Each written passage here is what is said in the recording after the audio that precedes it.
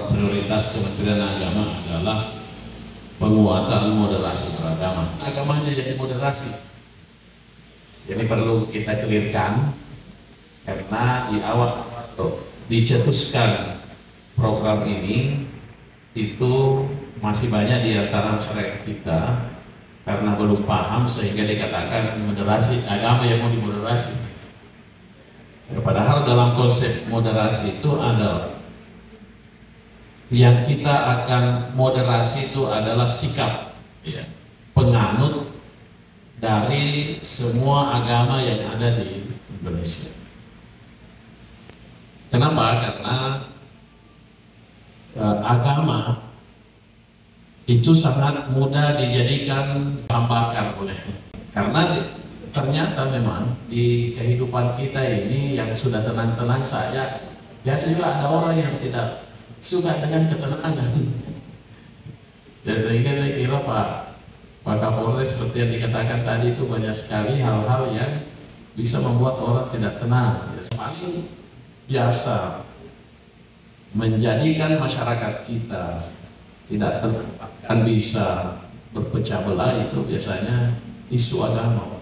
Juga dengan itu, karena kita sudah damai, sudah ya. Karena itu bisa saja ada orang-orang yang bisa memicu, ya, menjadikannya mungkin ada iseng atau apa, ya, itulah. Nah, sehingga program moderasi beragama ini adalah sikap, memoderasi sikap penganut agama yang tidak terlalu ke kiri, juga tidak terlalu ke kanan. Ya, jadi mengambil jalan tengah yang mencari titik temu. Ya, karena kita tidak bisa memaksakan misalnya agama satu dengan agama yang lain untuk bersatu karena berdasarkan ajaran-ajaran yang sifatnya teologis, yang sangat mendasar, ajaran dasar. Yang biasa kita katakan ya soalan akidah itu sebenarnya sudah selesai. Nah, yang kita akan upayakan dengan program moderasi beragama adalah bagaimana kita kembangkan titik temu dari semua agama. Tadi sudah disinggung Pak Wakapolres tadi bahwa tidak ada agama yang mentolerir namanya kekerasan. Agama apapun. Ya, saya kira mungkin Bapak ada yang tokoh-tokoh agama, saya kira sering kita khutbahkan, sering kita dakwakan, sering kita sampaikan ke umat kita masing-masing bahwa tidak ada agama yang mentolerir yang namanya kekerasan, kelahian, macam-macam. Kekerasan ini juga ya bisa dibagi dua, ada kekerasan verbal, ada kekerasan fisik. Nah, ini juga yang kekerasan verbal ini yang biasa ini sekarang seperti yang disampaikan juga Pak Kapolres tadi, dengan media sosial, dengan digital, orang kadang memposting ya ungkapan-ungkapan yang mungkin menurut dia biasa tetapi itu bisa memicu. Ya, makanya kita biasa lihat ya orang muda tersinggung dengan membaca postingan-postingan.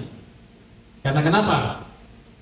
Kadang sebenarnya maksud yang memposting itu tidak seperti itu, tapi ada orang yang membawa dirinya ke situ. Iya, karena kan kata biasa begitu, Pak. Atau mungkin kita dengar penceramah, ya dia sampaikan begini-begini, padahal maksud penceramah ini kan untuk umum, tetapi mungkin ada person-person jamaah yang memasukkan dirinya ke situ, sehingga yang dia tersinggung sendiri. Nah, ini juga biasa terjadi. Ya, padahal mungkin tokoh agama atau penceramah yang menyampaikan materinya itu tidak seperti itu, karena ini ajaran umum. Ajaran umum. Tapi dia berada pada kondisi kebatinan, perasaan seperti itu, ada yang bawa dirinya masuk. Nah, ini juga. Nah, makanya minggu lalu juga kita ada di talk show tentang kampanye perdamaian. Artinya media sosial itu manfaatkan untuk mengkampanyekan damai. Karena damai itu saya kira indah. Kita tidak bisa begini kalau tidak damai. Iya. Nah, tadi kita kembali bahwa titik temu agama itu adalah pada ajaran universal semua agama. Ajaran universal semua agama ketemunya di situ. Bapak Ibu sekalian, saya kira kita tahu. Iya, karena tidak ada yang mengakomodir kekerasan. Itu Bapak Ibu sekalian.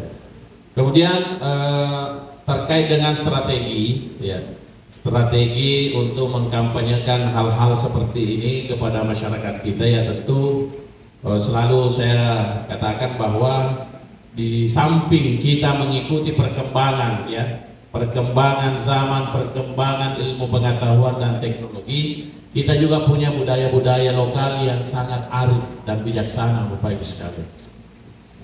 Ya, kita ada budaya-budaya, ya, nggak tahu kalau di sini sama di barangkali umum, Pak. Sulsel, si Pakatau, si Pakalebi, si Pakaingan. Nah, ini semua sebenarnya konsep-konsep untuk bisa kita angkat, kita bisa sampaikan terus kepada masyarakat supaya jangan ini ditinggal. Ketika kita berbicara tentang si Pakatau, nah memang itulah intinya, karena kita saling memanusiakan, sama-sama manusia, siapapun itu, agama apapun itu, suku apapun itu, karena kita sesama manusia, maka kita harus si Pakatau, si Pakalebi. Jadi ini karena manusianya. Perbedaan apapun, kalau kita lihat manusia, tidak ada orang yang suka dengan kekerasan. Tidak ada orang suka yang saling membuli. Nah, makanya tadi ini juga di lembaga-lembaga pendidikan kita memang mungkin juga harus selalu juga dikampanyekan. Kenapa? Karena sekarang yang sering muncul itu ya bully-bulian di antara siswa kita, sehingga ujung-ujungnya biasa ya dicari arena untuk dapat dia ketemu, ya sudah bagus sikat dari situ. Nah, karena itu tadi kita pelihara tradisi lokal kita yang sangat bijak dari turun temurun, ya, si Pakaingan saling mengingatkan. Ada saudara kita yang melenceng dari nilai-nilai yang ada, ya kita, ya, sehingga Bapak Ibu sekalian, konsep moderasi beragama yang sesungguhnya ini adalah bagaimana proses penanaman nilai-nilai universal dari semua agama, dan bahkan mungkin antara suku, antara ras, itu semua yang diangkat, karena semuanya itu. Bisa sampaikan juga tadi di beragama bahwa sebelum ada agama ini, itu orang sudah, semua yang namanya manusia sudah tahu bahwa yang namanya pelanggaran-pelanggaran itu, yang namanya kekerasan itu tidak baik. Datanglah agama lagi mengikat itu, sehingga itulah yang menjadi ukuran kita, dasar kita untuk membangun yang namanya moderasi beragama. Dan ujungnya, terakhir sekali, ujung-ujungnya adalah toleransi. Bagaimana kita bisa hidup berdampingan di tengah perbedaan. Ya, makanya kalau dalam agama Islam, maaf kalau yang itu ada istilahnya dita'arafu. Jadi Allah telah menciptakan bermacam-macam orang, bersuku-suku, berbangsa-bangsa, berbeda-beda. Tujuannya apa? Lita'arafu, saling kenal mengenal. Bukan cuma kenal, tetapi saling memahami antara satu dengan yang lain. Bukan satu pihak, hanya satu pihak yang mau dipahami, tetapi semuanya harus saling memakai. Karena ada orang itu juga dia mau dipahami. Nah, ini kan sulit. Ya, padahal kita harus saling memahami supaya insya Allah apapun perbedaan yang ada pada diri kita, selama tidak mengganggu nilai-nilai kemanusiaan yang ada di tengah-tengah kita, ya itulah prinsip konsep moderasi yang kita akan bangun.